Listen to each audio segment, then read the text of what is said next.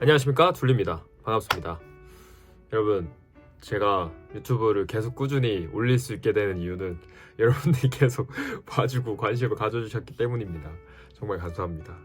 어쨌든 오늘은 제가 어떻게 본업인 삼성전자, 부업인 인플루언서, 어떻게 투잡 인플루언서가 되었는지에 대해서 썰을 좀 풀어보려고 합니다. 일단 시작은 완전히 군대로 넘어갑니다. 군인 시절 때 보통 이제 자유에 대한 갈망을 엄청나게 하게 되죠.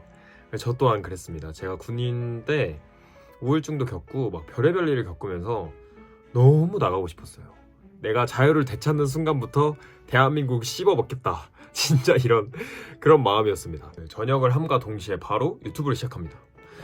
그때 당시까지만 해도 제가 유튜브를 무조건 해야겠다라는 생각을 했었는데, 이유가 뭐였냐면 뭔가 다른 유튜버분들 볼 때도 그렇고 제가 원래 가진 저의 탤런트를 봤을 때 뭔가 설명하는 걸 꼭 하고 싶다, 뭔가 말하는 걸 하고 싶다라는 생각을 진짜 많이 했던 것 같아요.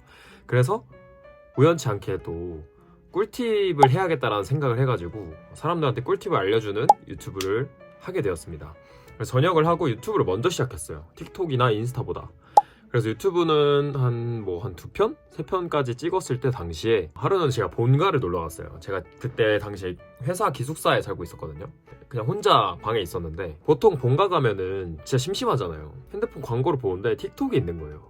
틱톡에 영상을 막 보는데 재밌더라고요. 그래서 틱톡 깔아야지 해서 깔았습니다. 깔고 이제 어떤 춤을 보는데 막 일반인 분들도 엄청 찍어서 올리더라고요. 그래서 제가 그때 나도 찍어봐야겠다. 그때는 아무런 걱정도 생각도 하나도 없었고 그냥 찍어야지, 하고 싶은 거 해야지, 이 마인드가 되게 심했기 때문에 냅다 찍었습니다. 그때 첫 번째 영상이 뭐였냐면 요겁니다. 잠시 보여드릴게요.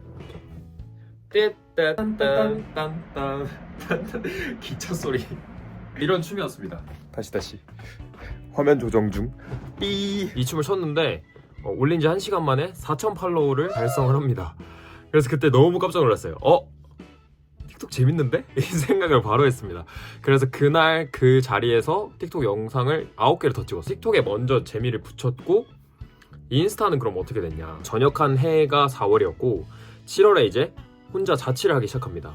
그래서 자취방에 친한 동생 경준이가 전신 거울을 하나 사줬습니다. 선물을 해줬는데 이제 그게 제 인생을 바꿨죠. 그 전신 거울이 생기고 출근할 때마다 집에서 전신 거울에서 데일리 출근 룩을 찍었습니다. 그거를 인스타에 매일 올리기 시작했어요. 그때는 인플루언서라는 그 단어조차 없었기 때문에 그냥 사진이나 올려야지 요 정도의 생각이었습니다. 그래서 매일 찍어서 올렸는데 이제 틱톡에 있는 팔로워 분들이 인스타를 연동시켜 놓으니까 여기서 타고 넘어오시는 거예요, 인스타로. 그래서 그때 빠르게 한 1,000명 정도 됐던 것 같습니다. 옷을 계속 올리다 보니까 처음으로 인스타 협찬이 들어옵니다. 아직도 기억나요. 패딩 조끼였거든요. 경량 패딩 조끼 아시죠? 뭔지 약간 이렇게 입으면은 여기 베스트고 엄청 얇은 따뜻한 소재 경량 패딩 있잖아요. 그때 당시 가격이 19,900원이었습니다. 협찬을 주신 거예요. 그래서 이 옷을 준다고? 이런 생각이었죠. 그래서 그때 그것도 똑같이 출근하면서 그 옷 입고 거울샷을 찍어서 올렸습니다. 근데 이제 두 번째 협찬이 또 금방 온 거예요. 두 번째 협찬이 왔을 때는 HDEX라는 브랜드도 왔었고, HDEX 이전에 먼저 받았던 게 맨투맨하고 가방을 한 번에 주는 브랜드가 있었습니다. 그래서 그 브랜드 거를 받았을 때 제가 검정색 맨투맨을 받은 거예요. 거기다가 가방까지 주니까 너무 신난 거예요.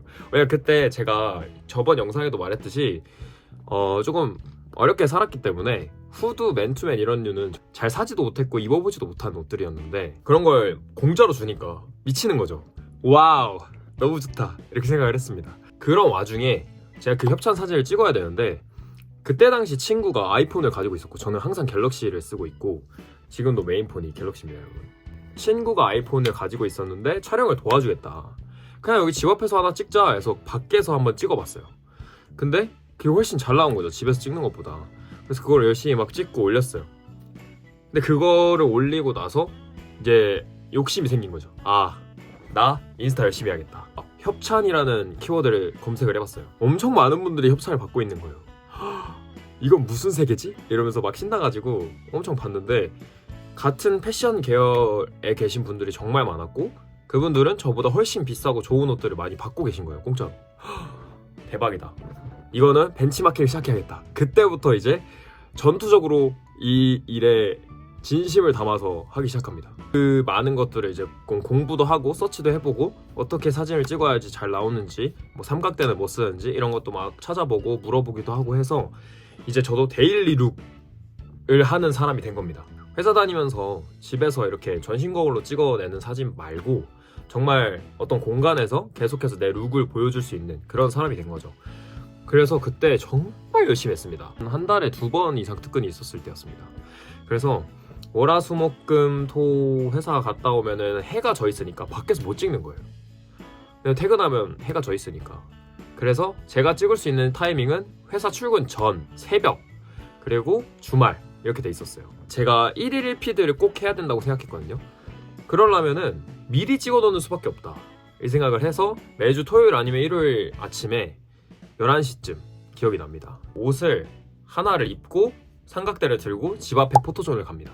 뚜벅뚜벅 가가지고 사진을 혼자 찍습니다. 이렇게 이 리모컨 해가지고 축축축축 찍고 집에 가서 옷 갈아입고 다시 나와서 그 장소에서 또 다른 옷 입고 찍고 그거를 많을 때가 7번이고 적을 땐 6번 했어요. 그래서 최소 무조건 6번씩은 했어요. 왜냐면 저는 월화수목금은 무조건 올려야 된다 생각했고 부가적으로 토일은 가능하면 올리자 이런 마인드였습니다. 왜냐하면 마케팅 하시는 분들이 일을 월화수목금 할 테니까 그렇게 생각했습니다. 그래서 그분들도 출근해서 협찬 줄 사람을 찾는다고 생각했기 때문에 그러면 주말에 올려놓는 거는 어차피 뒤져져서 안 보일 거다. 얼마나 많은 사람들이 사진 올리는데 내가 주말에 찍은 것까지 다 볼 수 없다라고 생각을 해서 그때부터는 월화수목금 이 5일은 무조건 1일 1피드를 하자라고 생각을 했습니다. 혼자 삼각대로 사진 찍는 행위를 거의 2년을 하고 1일 1피드도 동일하게 거의 2년을 했습니다. 점점 좋은 브랜드에서 협찬도 많이 오고 주변에 이제 친해지고 싶어하는 분들도 점점 생기고 제 집에 이제 제가 아닌 옷이 들어차기 시작합니다. 원룸이었는데 한쪽 벽면을 가득 채우고 반대쪽 제 침대에 있는 쪽도 이만큼을 다 채운 거예요. 옷으로. 처음에는 원고료 이런 것도 하나도 없었습니다. 그냥 일단 옷만 많이 받는 거. 나는 룩만 하겠다. 나는 옷만 좋아하니까 옷만 광고를 받겠다. 이렇게 해서 뷰티나 이런 다른 것들을 하나도 안 받았어요. 돈을 준다고 해도 안 받았고 저는 약간 옷에 정점을 찍고 싶었습니다. 뭘 시작하든 제대로 하나를 끝내자 이런 생각이었기 때문에 옷만 계속 받았는데 어느 날 친구가 저한테 얘기합니다. 너 옷을 그렇게 좋아하는 건 알겠는데 돈 되는 걸 해서 너가 원하는 옷을 사는 게 어떠냐 이렇게 말을 하는 겁니다. 거기에서 저는 킥을 탁 맞은 거죠. 그 방법이 있구나. 그러니까 사실 협찬이라는 거는 제가 원하는 옷이 안 올 때도 있고 제가 옷을 고를 수도 없었던 형태였기 때문에 생각을 해보면 그게 또 효율적이었던 거죠. 또 새로운 방향으로서의 저의 모습을 또 보여줄 수 있는 거고.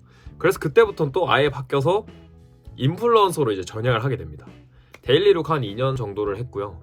그리고 나서 인플루언서를 거의 작년부터 제대로 했던 것 같아요.